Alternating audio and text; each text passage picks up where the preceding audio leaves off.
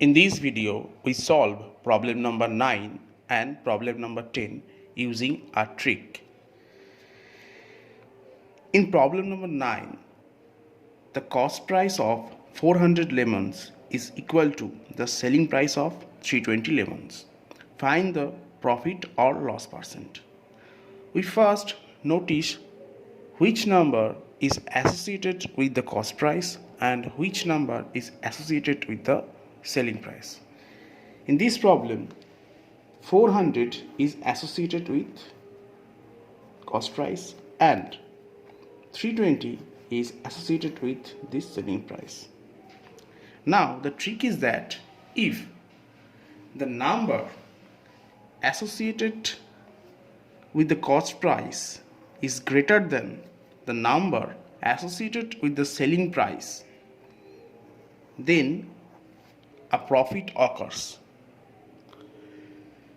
And now we find the profit percentage in the following way.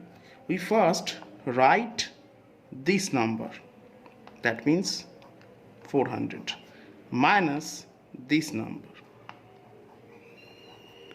divided by the number. We divide this by the number which is smaller between the two, that means 320 into 100,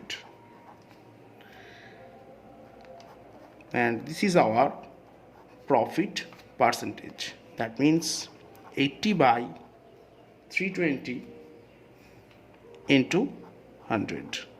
Now we simplify this and get answer 25. That means in this case our profit percent is 25. Generally, the formula for profit is sale price minus cost price divided by cost price into 100. Here the number associated with the cost price is acting as selling price, and the number associated with selling price is acting as cost price, and therefore we use this trick to find the answer. Now for the problem 2, we proceed more or less in the similar manner. Here the number associated with the cost price, that means 320, is less than the number associated with the selling price.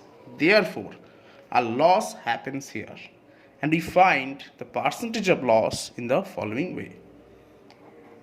Loss percent is equal to this number, that means bigger number, minus smaller number. Now we divide it by the bigger number. Remember, here and here both the numerator are same, but for profit we divide this numerator by the denominator which is smaller between these two numbers, that means 320. But in case of loss, we divide this number, that means numerator, by a number which is greater between the two, that means 400 into 100. And now we calculate this. 80 by 400 into 100.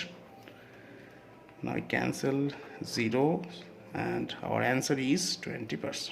Therefore a loss of 20% occurs in this case.